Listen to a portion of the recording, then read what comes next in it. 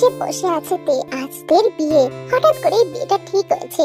যার সাথে বিয়ে ঠিক হয়েছে সে নাকি কয়েকদিন পরে আবার বিদেশে চলে যাবে। সেই কারণে এত তড়িঘড়ি করে বিয়ে দেওয়া। বিয়েটা হলো তের বাবার বসের ছেলের সাথে।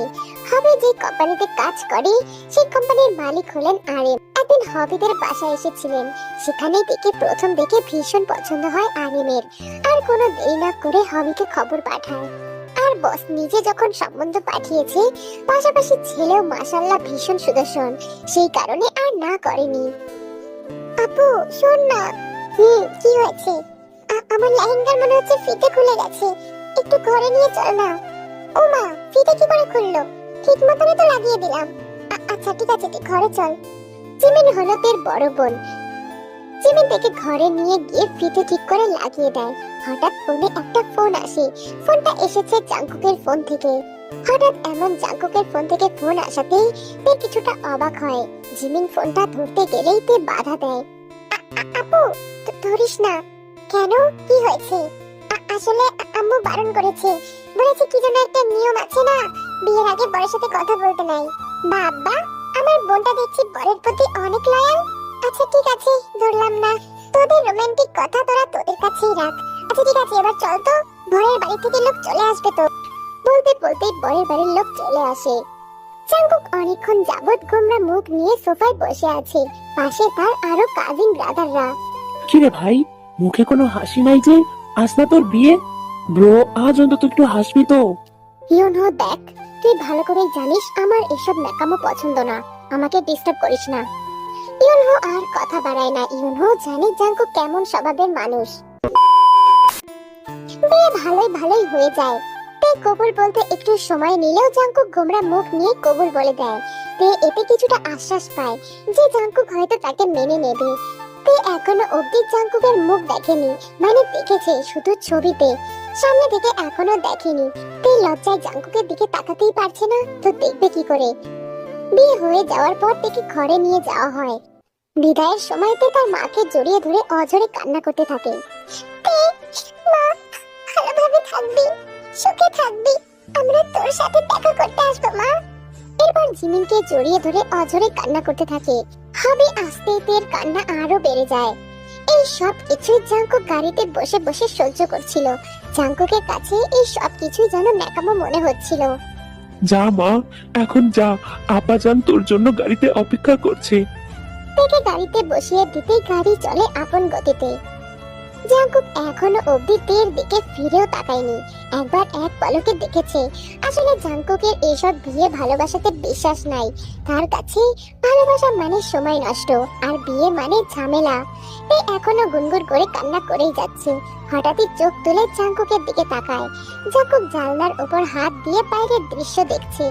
বারবার চোখের ওপর থেকে চুলগুলো সরাচ্ছে। রাস্তায় জ্বলতে থাকা ল্যাম্পের আলো মাঝে মাঝে জাংকুকের মুখে এসে পড়ছে। এতে যেন জাংকুককে আরো সুদর্শন লাগছে। তে তাকিয়ে রইল এক নজরে। বাসায় এসে থেকে সোজা রুমে নিয়ে যায়। এর মধ্যেই তে একবারও মুখ তুলে তাকায়নি জাংকুকের দিকে, না কোনো কথা বলেছে।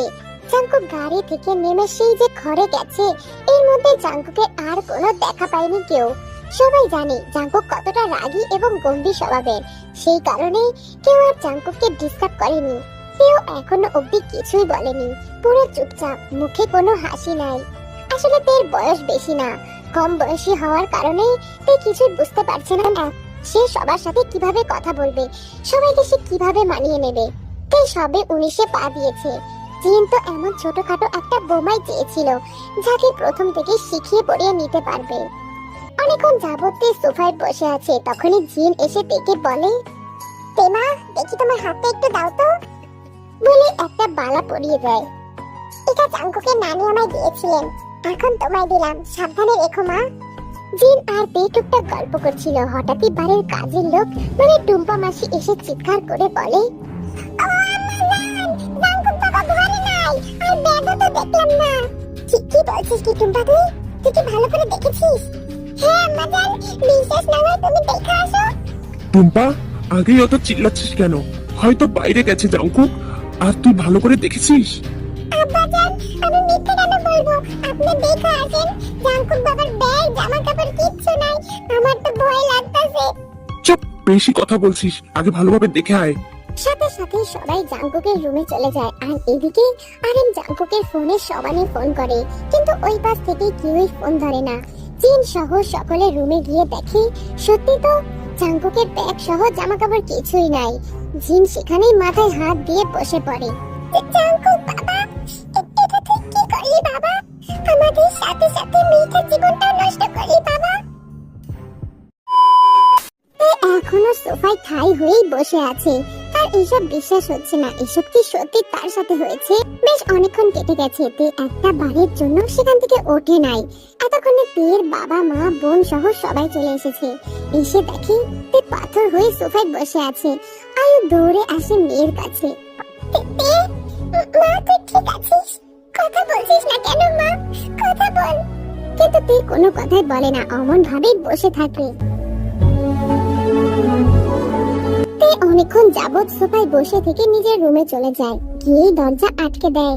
সকলেই ভাবে তে হয়তো কষ্ট পেয়েছে, কিন্তু একটু পরে দেখে তে ফ্রেশ হয়ে নিচে আসছে। পরনে তার একটা লাল টুকটুকে শাড়ি। নিচে এসে সোজা রান্নাঘরে চলে যায়। টুকটাক হাতে সবার জন্য কফি বানায়। একে একে সবার সামনে এসে সবাইকে কফি দেয়। আয়ু তের হাত ধরে সোফায় বসায়। তুই কি পাগল হয়ে গেছিস মা? তুই কি বুঝতে পারছিস না তোর সঙ্গে কি হয়েছে? কেন আম্মু, আমার কি হবে? তুই রেস্ট নে, তোর মাথা ঠিক নেই। আম্মু, তোমরা কি ভাবছো আমি পাগল হয়ে গেছি? কিন্তু আম্মু, আমি এই সব আগে থেকেই জানতাম। উনি যে আমাকে মেনে নিতে পারেননি আর আমাকে রেখে যে চলে যাবেন, আমি সেটাও জানতাম। এই কথা শুনে সকলেই অবাক। কি বলছিস কি প্রেমা তুই? আসলে যেদিন আমরা শপিং করতে গেছিলাম সেদিন। ভাইয়া, আমি তোকে মার্কেটের ওইখান থেকে পিক আপ করছি বলে ফোন কেটে দেয়। জাঙ্কুক বেরিয়ে পড়ে তার উদ্দেশ্যে। আজ তারা শপিং করতে যাবে, সঙ্গে তে, জিমিন আর একজন আছে যে আজই বাসায় ফিরেছে। জাঙ্কুক ড্রাইভ করে চলে যায় মার্কেটে। তার ভাইকে দাঁড়িয়ে থাকতে দেখে এগিয়ে গিয়ে জড়িয়ে ধরে। টুকটাক কথা বলে তারা চলে যায় তেদের বাড়ির সামনে। তে আর জিমিন গাড়িতে উঠে পড়ে। এই লোকটা আবার কে? দেখে মনে হচ্ছে বিদেশি। দেখ কেমন সাদা সাদা বিড়ালের মতন চুল। ইয়েস মিস, আমাকে নিয়ে কিছু কথা হচ্ছে। না, আমরা তো শুধু। ও রিয়েলি? ইয়া। বাবারে বাবা, আবার ইংলিশও বলে। এই নির্ঘাত বিদেশি। শপিং করতে করতে তাদের অনেকটাই দেরি হয়ে যায়। সন্ধ্যার দিকে শপিং শেষ হয়। রাস্তায় একটু রেস্ট নেওয়ার জন্য একটা ক্যাফেতে গাড়ি দাঁড় করায়। জাঙ্কুক আর তে একটা বেঞ্চে বসে আছে, তাদের মাঝখানে নীরবতা। তে নীরবতা ভেঙে বলে, আচ্ছা আপনি কি খেতে পছন্দ করেন? আমি সিগারেট খেতে পছন্দ করি। জাঙ্কুকের এমন সোজা সাপটা কথাতে তে ভীষণ বিরক্ত হয়। আচ্ছা তোমায় একটা কথা বলি। জি বলুন।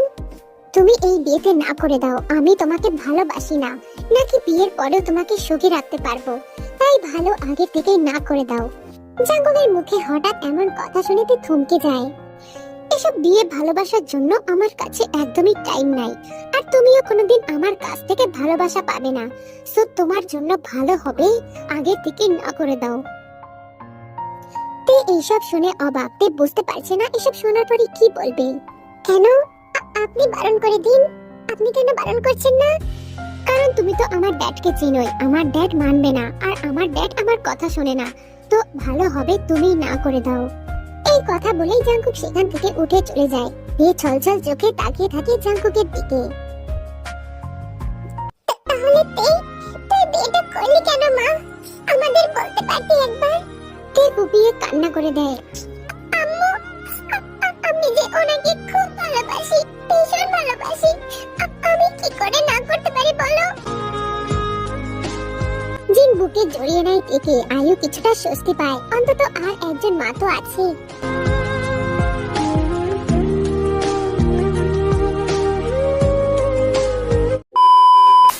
তেকে সেদিন হবি আর আয়ু মিলে বাসায় নিয়ে আসে।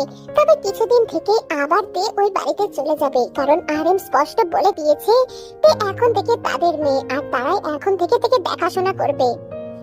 বাসায় গিয়েতে আরো মন মরা হয়ে পড়ে। সারাদিন কিছুই খায় না, সবসময় ছাদের এক কোনায় বসে হাঁটুতে থুতনি গুজে বসে কান্না করে।